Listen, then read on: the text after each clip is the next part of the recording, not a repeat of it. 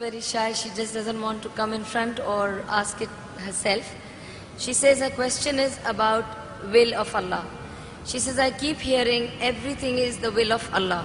Whatever happens is the will of Allah. And they say that everything is written already. So then where is the freedom of choice? When Allah gave me freedom of choice, whatever I do, if anything happens, they say, oh, this was written and it's the will of Allah. Then she also says, even with Adam and Eve, similar happened. And if you could explain, if there is so much, everything is written down, then what is my freedom of choice? Sisters asked a very good question, very important question. That if everything is the will of Allah, then where is this freedom of choice? And this is a question not only asked by non-Muslims, even asked by Muslims. It's talking about qadar. That if it is mentioned in destiny, that I'm going to rob, and if I rob, who's to blame? Allah is to blame. If it is mentioned in destiny, I'm going to commit murder, and I commit murder, who's to blame? Allah is to blame. So where is the free will? So if it is the will of Allah, or if it is mentioned in the destiny, I'm joining both together, then where is the free will? The reply to this question is, it's compulsory that every Muslim should believe in qadar, but you should understand what is the meaning of destiny.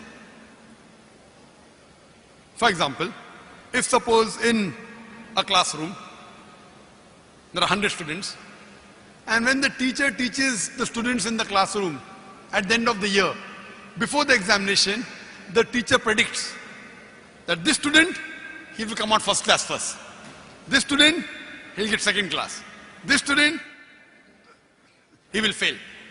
The teacher predicts why? He knows that this student is very studious, always does homework, does extra studies. This average student, second class.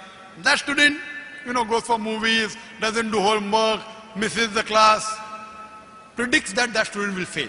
Now once the examination takes place, after the results come out, this student gets first class first, this student gets second class, that student fails. I am asking you a question. Can the student who has failed, can he blame the teacher that because you have predicted I will fail, I have failed? Who's to blame? The student or the teacher? Who's to blame, the student or the teacher? The student. The teacher predicted. Who's to blame the student? He did not study, he did not do his homework, he used to go for extra movies. So similarly, Allah subhanahu wa ta'ala has given the human being the free will. Allah has told you what is right, what is wrong, but the choice is yours. For example, if you come at a crossroad, there are 4 roads, A, B, C, D.